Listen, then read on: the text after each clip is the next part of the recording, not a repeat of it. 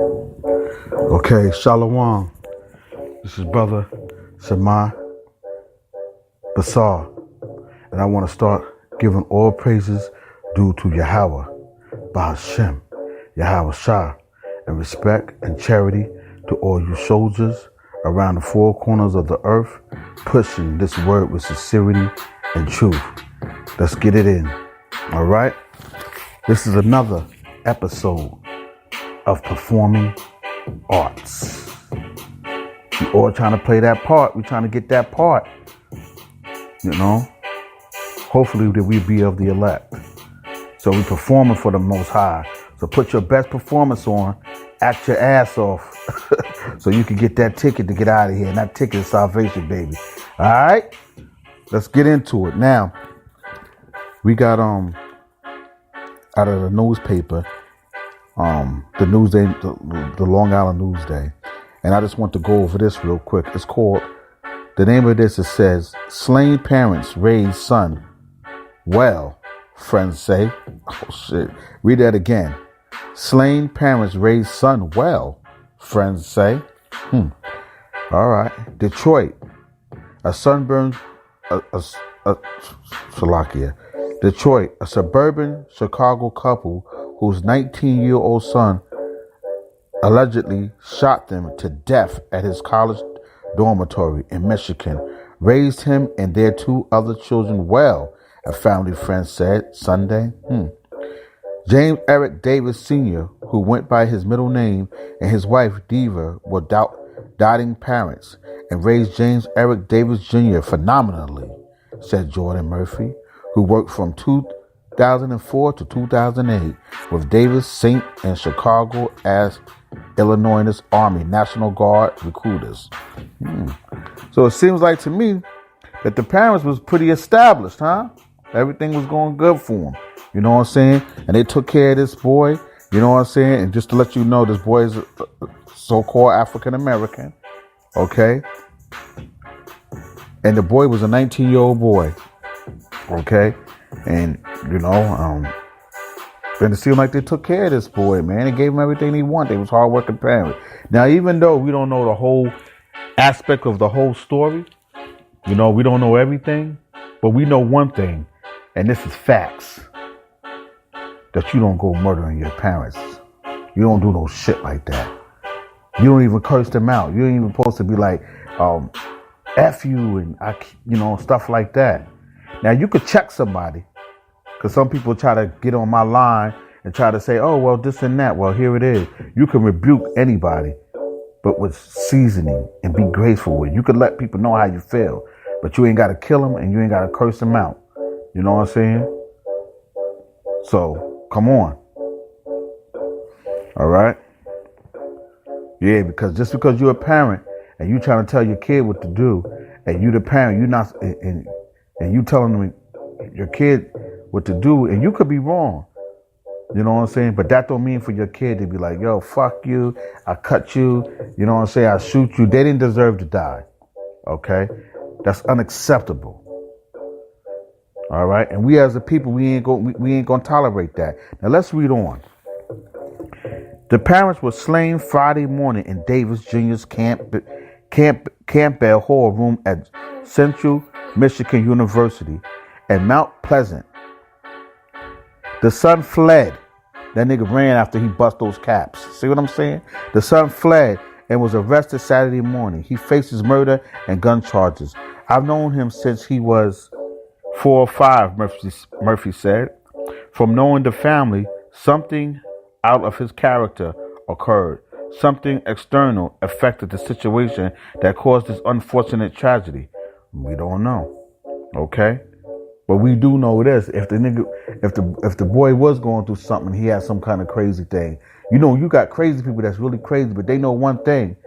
You know what I'm saying? They know who's feeding them, and that's that. What's that? I'm gonna grab that for you too. In the scriptures, I think that's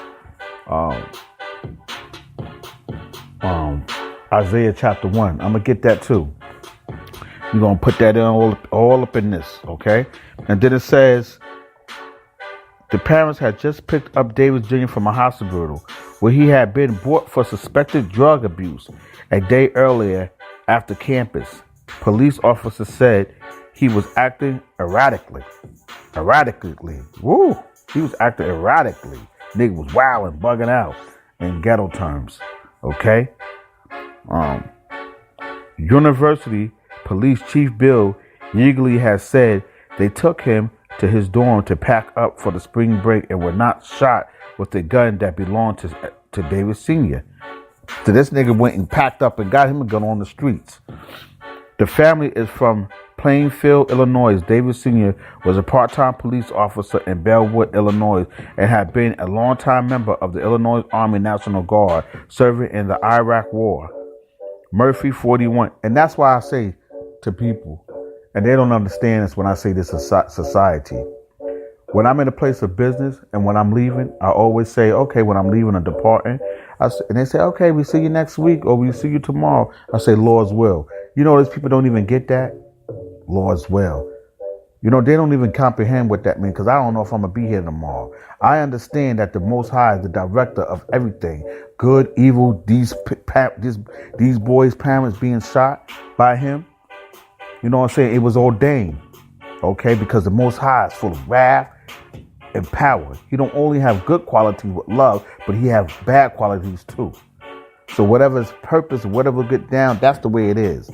And some people just can't quote that because they have in their mind frame, God is a good old guy. He's like Santa Claus. He's just here to bring you gifts. But what kind of world would that be? What kind of world would you live in if there's no bad? Because I define that, and you should define this as well, is that to order to understand and appreciate good, you have to understand the bad. You know what I'm saying? What good is having all the things and the fine things in life and you never had a struggle for it? How could you really appreciate that? How could you have a testimony on anything and you never been through nothing? Everything was hunky-dory for you. Everything was good for you. Everything was smooth for you. Everything was smooth selling for you. That's why you want to embrace the hardcore. You want to embrace the hard time because at the end of the road is glory. And like they once said, you never seen it. That's backwards. You never seen the glory, then the pain. All right, let's keep it moving. But everything is designed and behind from our Creator. He causes that. And remember, Satan is on the left-hand side. He's just an agent in his army, but he worked for the Most High to do his bidding, whether you like it or not. That's why you better read that Bible, too. You better comprehend that.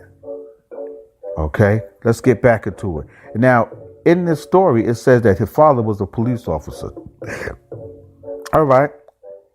A police officer went to Iraq, did so many things. He was an American citizen. But look what happened. You can't plan your life, your destination. Always say Lord's willing. Let me say that again. Always say Lord's willing. Kiss your wife goodnight. Say Lord's willing. See you in the morning. You never know when you're going to see them again. You never know what's going to happen. And that's keeping your mind in a humble state. Lord's willing. Okay. And then it says, Murphy 41 said the couple has an older son and a younger daughter. They were loving and represent dying parents. He added, Davis Jr. was taken to a hospital after his arrest and was expected to be moved to a jail once his discharge. That's it on that. But I just wanted to let you know, like, this is how it all goes down, man. You know, now let's touch on some other bases. You had a good life. They worked hard. Most likely he was in college. He snapped. You know what I'm saying? And he killed them. You know? And that's that. I mean, what you gonna do? What you gonna say you're going? And I guess that's, you know, that's the way it's going down, you know? But now let's go into the world of the scriptures, where it all matters. 2 Timothy 3:1. Yeah. 2 Timothy 3:1. Now that's the newspaper. Let's get into this is the newspaper too. Because when we reading out of this book, extra, read all about it. Extra, read all about it. Because this is telling you the things that's going to take place before it even happened. That's why it says nothing new under the sun. 2 Timothy.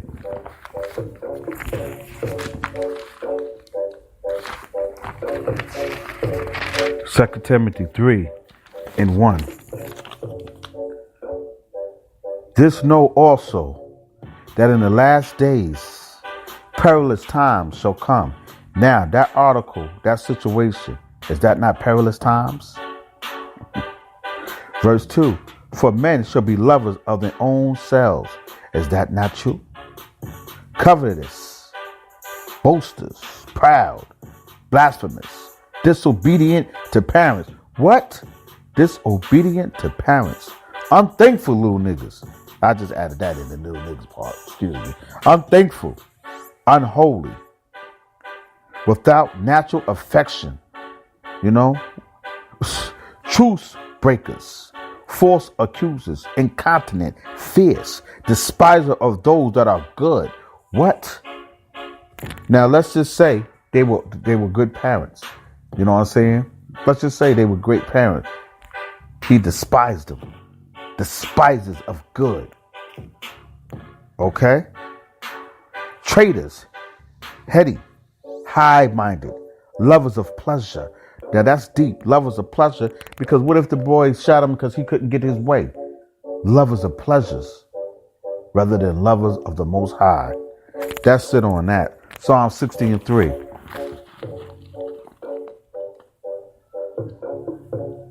Yeah. Psalm 60 verse 3. Let's see what the Most High says about all that. Thou hast showed thy people hard things. Thou hast made us to drink the wine of an astonishment. That is the wine of astonishment. These things are going to take place. And what does it mean, the wine of astonishment? These philosophies. Now, the reason why I say it in that aspect is because the wine of the philosophies is that dog food that they give us through their doctrine, their pork doctrine. Okay. All right. Man, just come with me. Let me show you how to make them. That's how that is. Wait for it. That's the wine of doctrine. So in their wine of doctrine, their philosophy, they may put on a live stream big booty girls, hip hop music. Get that money, man. By all means necessary. Kill a nigga, stab a nigga, burn a nigga. Get that money though, right? So now that wine of doctrine, you embrace that. You follow that. And at the same time, you're worshiping an idol. So you want the new Jordans. So your parents say, yo, we can't give you those new Jordans. And you like, damn, everybody else get everything they want. Why I don't get what I want? Let me get this loaded pistol. Because now you're meditating on that. Then you go get the gun in the street. You load it up. You don't get your way, whatever it may be. And you kill everything. You still ain't going to get that. And you took innocent lives. And the Most High said there's more stuff to come. This was just the icing on the cake, baby. Stay tuned. All right? And he says, thou hast made us to drink the wine of an astonishment. That's it. Getting to the point. Colossians 3:20.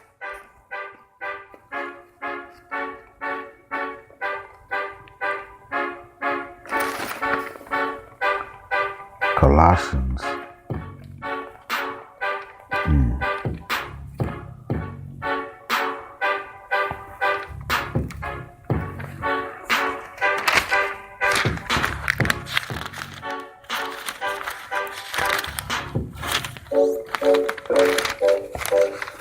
Yeah, bear with me. Colossians 3:20.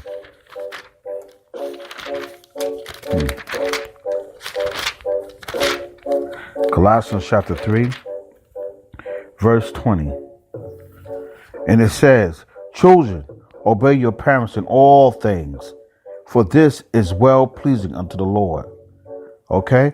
Yeah, so it tells you, hey, you might not get your way and things you might not understand. You know what I'm saying? Even when you up accountable for your age, when you're 19, you're a man. You should know better. Things you might not understand at that time, and they might not even be right, your parent, but you still should follow that. Thus says the Lord. If you believe in the Most High, that's the way it's supposed to go down, man. You're not gonna always get your way, but you don't carry out and get a tantrum. That's something that the heathens do. Come on, man. And then it says, children, obey your parents in all things, for this is well pleasing unto the Lord. Then it says, verse 21, fathers, provoke not your children to anger, lest they be discouraged. Right. Now, this goes for the father, too, or the parents. You could raise your kids, but you don't be bashing them down, man, putting them down, saying they ain't nothing, just because you're the parents and that's the way it is. Nah, man, you got to show some respect to them, show some love and some passionate to them, man. You don't over ground them and over discipline them. Chill with that. Okay? And this is what this scripture is about. This is what this book is about. This book is about instruction, because every man don't know how to be a man, and every woman don't know how to be a woman. You need to be taught. This book does that. Because just because your mommy and daddy may have showed you this is how you're supposed to be, that don't mean they're right. Let's be the right man and the right woman according to the scriptures and get it right, to do it right. To get it right, to do it right. All right? And now, Ephesians 6:1.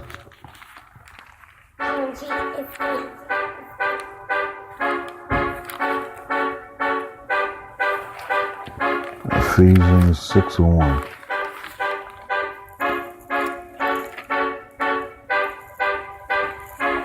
Okay, Ephesians 6:1.